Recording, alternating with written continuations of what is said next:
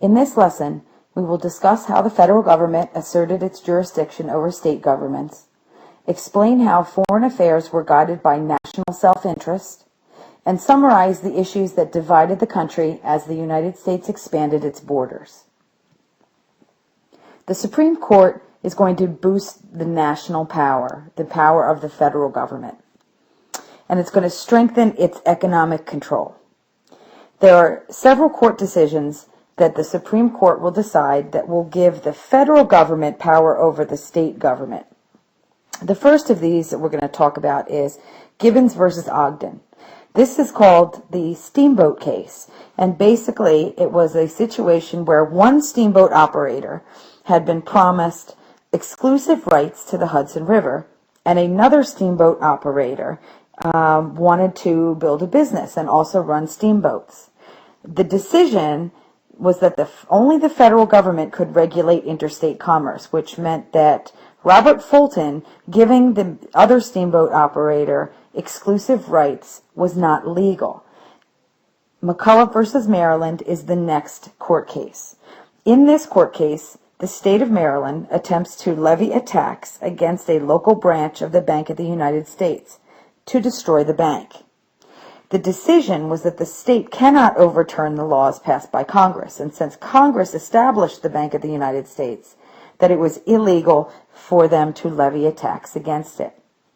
Pause your video and take a minute to go over the cartoons that I have set up here. The first one, of course, has to do with steamboats, since the steamboats are in the picture.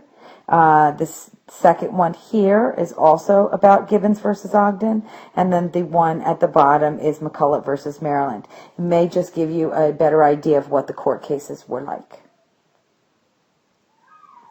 Limiting state powers. The Marshall Court blocks state interference in business and commerce. And in two of these court cases, again, the state power is going to not be as strong as the national or federal government. In Fletcher versus Peck, the court nullified a Georgia law that violated an individual's right to enter into a contract, saying that states cannot interfere with contracts of individuals. Dartmouth College versus Woodward is another court case where the state of New Hampshire could not revise the original charter given to Dartmouth College in colonial times, that the charter was in fact a contract and the state cannot interfere with contracts.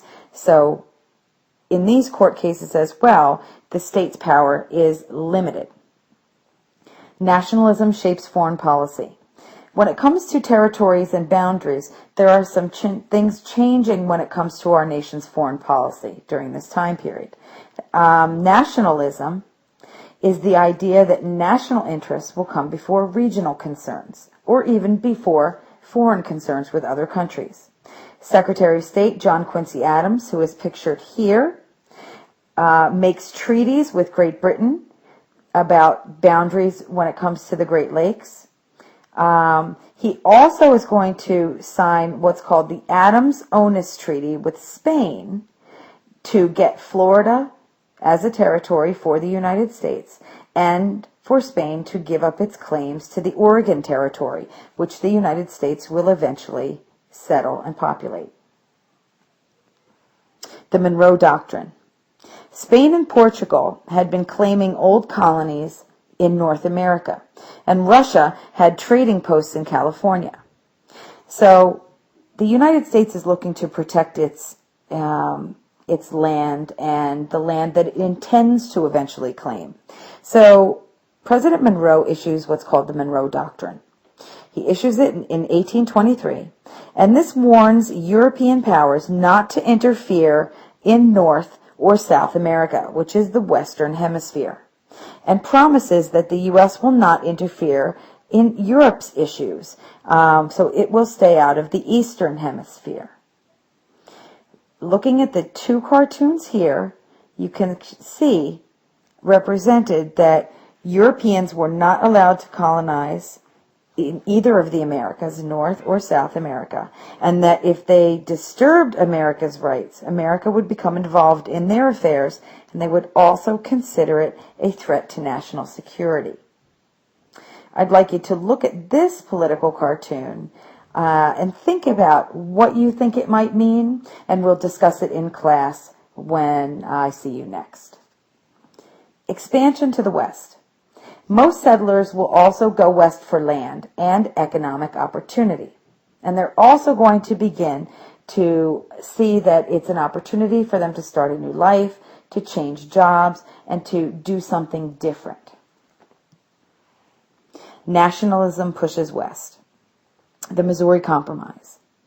When a territory's population reached 60,000, that territory was eligible to apply for statehood to be admitted into the Union. The Missouri Compromise preserved the balance between free and slave states. Maine is admitted into the Union as a free state. Missouri is admitted to the Union as a slave state. The balance of free and slave states was very important because the free states did not want any of the slave states together as a whole to have more power in Congress. And the slave states did not want the free states together as a whole to have more power in Congress either. So the balance was very important to maintain equality in power in Congress. The Missouri Compromise is also going to divide the Louisiana Territory at the 36-30 parallel, basically, which can be seen here on this map through this area. And slavery will be legal in the South, but will not be legal in the North, except for in Missouri, which has been admitted as a free state.